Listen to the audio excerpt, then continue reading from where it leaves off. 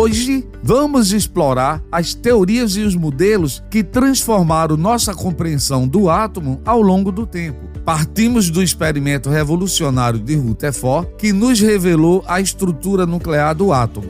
Passando também pelo modelo de Bohr, que trouxe a ideia dos níveis de energia e os primeiros passos para a quantização. Até chegarmos ao moderno modelo quântico, que desafia nossa intuição com probabilidades e orbitais.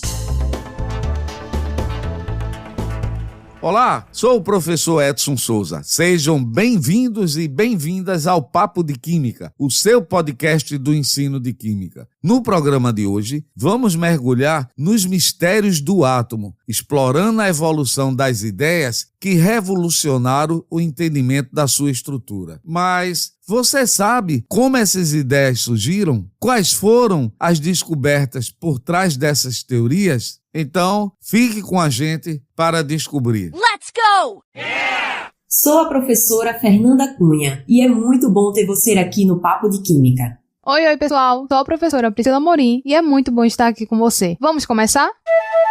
Para começar, vamos voltar no tempo, no início do século XX, uma época em que a ideia do átomo, como uma partícula indivisível, estava sendo desafiada. Até então, o modelo aceito era o de Thomson, o famoso pudim de passas, onde um átomo era descrito como uma esfera positiva com elétrons incrustados. Mas algo não batia com essa visão, e foi aí que um experimento simples, mas genial, de Ernest Rutherford entrou em cena e mudou tudo.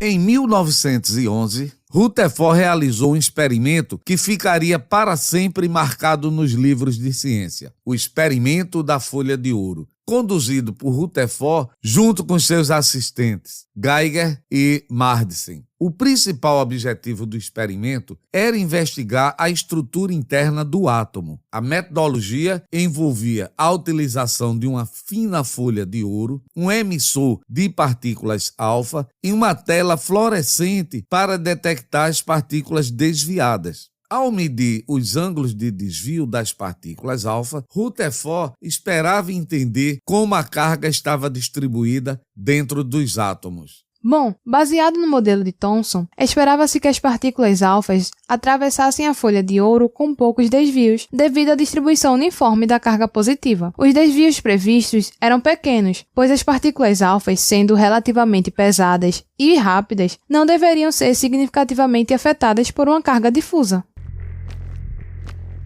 Durante o experimento, a maioria das partículas alfas passaram diretamente pela folha de ouro, como esperado. No entanto, algumas partículas foram desviadas em ângulos significativos, e um pequeno número delas foi refletido de volta em ângulos maiores que 90 graus, o que foi completamente inesperado. Esses desvios significativos observados por Rutherford indicaram que a carga positiva ela não estava distribuída uniformemente como proposto por Thomson, lembra? Em vez disso, a carga ela estava concentrada em uma região densa e pequena do átomo, que Rutherford passou a chamar de núcleo. Essa descoberta foi revolucionária e levou ao desenvolvimento de um novo modelo atômico. Você entendeu, velho? É claro! O modelo atômico de Rutherford, proposto em 1911, descreve o átomo como um sistema planetário em miniatura, onde os elétrons orbitam um núcleo central, denso e carregado positivamente. O núcleo contém quase toda a massa do átomo, enquanto os elétrons, muito mais leves, se movem ao redor dele. Comparado ao modelo de pudim de passas de Thomson, o modelo de Rutherford apresentou uma concepção radicalmente diferente do átomo. Em vez de uma esfera homogênea, o átomo foi retratado como tendo uma estrutura interna complexa, com um núcleo compacto e elétrons em órbita. Ah, agora eu entendi! Agora eu saquei! Agora todas as peças se encaixaram! O modelo atômico de Rutherford foi um passo crucial para o desenvolvimento da física atômica. Ele introduziu o conceito de um núcleo atômico que se tornou a base aí para pesquisas futuras sobre a estrutura nuclear e a física de partículas. A ideia de um núcleo central influenciou diretamente o estudo das reações nucleares e também da energia nuclear. O modelo atômico de Rutherford que descrevia o átomo como um núcleo central rodeado por elétrons, não conseguia explicar a estabilidade das órbitas eletrônicas nem as linhas espectrais observadas nos átomos. Segundo a física clássica, elétrons em órbita ao redor de um núcleo deveriam emitir radiação continuamente e, consequentemente, perder energia, o que levaria à sua espiralização em direção ao núcleo, colapsando o átomo. Contudo, isso claramente não ocorria, já que os átomos são estáveis. Niels Bohr nasceu em 1885 em Copenhague, na Dinamarca. Ele foi um dos mais influentes físicos do século XX, contribuindo significativamente para o desenvolvimento da física quântica. Bohr estudou na Universidade de Copenhague e mais tarde trabalhou com Rutherford na Universidade de Manchester, onde desenvolveu seu modelo atômico. Em 1922, recebeu o Prêmio Nobel de Física por suas investigações sobre a estrutura dos átomos e a radiação emitida por eles.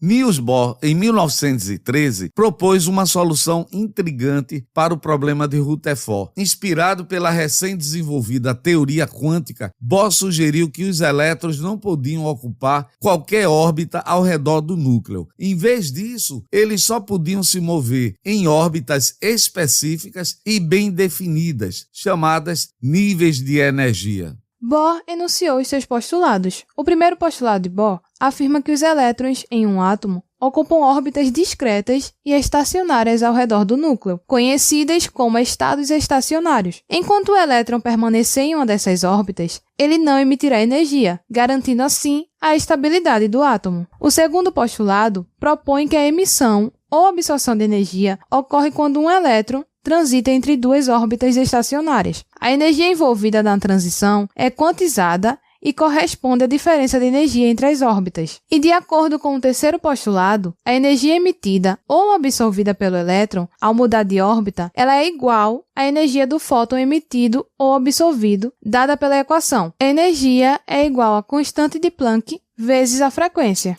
No modelo atômico de Bohr, o átomo é composto por um núcleo central que vai conter prótons e nêutrons em torno do qual os elétrons vão orbitar em níveis de energia quantizados. Cada órbita permitida vai corresponder a um nível de energia específico, e os elétrons só vão poder ocupar essas órbitas discretas. Embora o modelo de Bohr fosse um grande avanço, ele ainda tinha algumas limitações, especialmente quando aplicado a átomos mais complexos que o hidrogênio. Algo mais profundo estava acontecendo no mundo atômico, algo que só seria plenamente compreendido com o advento da mecânica quântica. O modelo quântico do átomo representa um dos maiores avanços da ciência moderna, fornecendo uma descrição detalhada e precisa da estrutura atômica e do comportamento das partículas subatômicas. Podemos destacar as bases teóricas do modelo quântico. Primeiro, o princípio da quantização de Planck. Max Planck, em 1900, introduziu o conceito de quantização da energia, sugerindo que a energia ela é emitida ou absorvida em pequenos pacotes discretos chamados quanta. Esse conceito ele desafiou a física clássica e abriu um caminho para a teoria quântica, que propunha que as propriedades físicas poderiam ser quantizadas. O princípio da dualidade onda-partícula de Broglie. Louis de Broglie, em 1924, sugeriu que as partículas, como os elétrons, poderiam exibir propriedades tanto de partículas quanto de ondas. Esta dualidade onda-partícula foi confirmada experimentalmente e se tornou um princípio fundamental da mecânica quântica, levando à noção de que as partículas subatômicas podem ser descritas por funções de onda. A mecânica ondulatória de Schrödinger. Em 1926, ele desenvolveu a equação de Schrödinger, que descreve como as funções de onda de partículas quânticas evoluem ao longo do tempo. Esta equação permitiu uma descrição matemática precisa do comportamento dos elétrons nos átomos e introduziu o conceito de orbitais atômicos, que são regiões onde a probabilidade de encontrar um elétron é máxima. Werner Heisenberg, em 1927, formulou o princípio da incerteza, que estabelece que é impossível determinar simultaneamente a posição exata e o momento de uma partícula com precisão infinita. Esse princípio destacou a natureza intrinsecamente probabilística da mecânica quântica em oposição ao determinismo da física clássica. A interpretação de Copenhague, desenvolvida principalmente por Bohr e Heisenberg, é uma das interpretações mais amplamente aceitas da mecânica quântica. Ela postula que as funções de onda descrevem estados de probabilidade e que as propriedades físicas das partículas são determinadas apenas no momento da medição.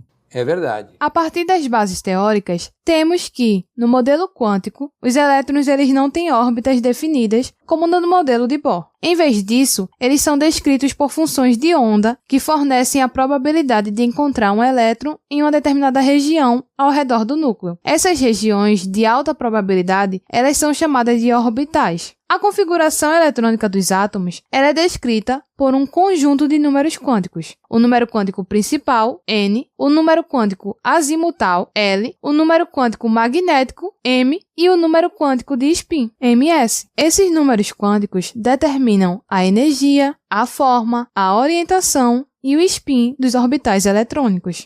A mecânica quântica ela adota uma interpretação probabilística para descrever o comportamento das partículas subatômicas. Em vez de trajetórias bem definidas, os elétrons eles vão ser agora descritos por distribuições de probabilidade que vão refletir a incerteza inerente nas medições quânticas. Você entendeu, velho? Certamente que sim. E quais os impactos e aplicações do modelo quântico? A few moments later. O modelo quântico foi fundamental para o desenvolvimento da química moderna, especialmente na compreensão das ligações químicas, das propriedades periódicas dos elementos e das reações químicas. A teoria quântica explicou as configurações eletrônicas dos átomos e como essas configurações determinam as propriedades químicas. Já na física, a mecânica quântica revolucionou a física ao fornecer uma nova estrutura para descrever a natureza em escala microscópica. Ela levou ao desenvolvimento de novas áreas, como a física de partículas, a física do estado sólido e a teoria quântica de campos. O modelo quântico é a base de muitas tecnologias modernas, como transitores, lasers, microchips, ressonância magnética nuclear e computadores quânticos. Esses avanços tecnológicos têm impactos profundos em áreas como eletrônica, medicina, comunicação e computação.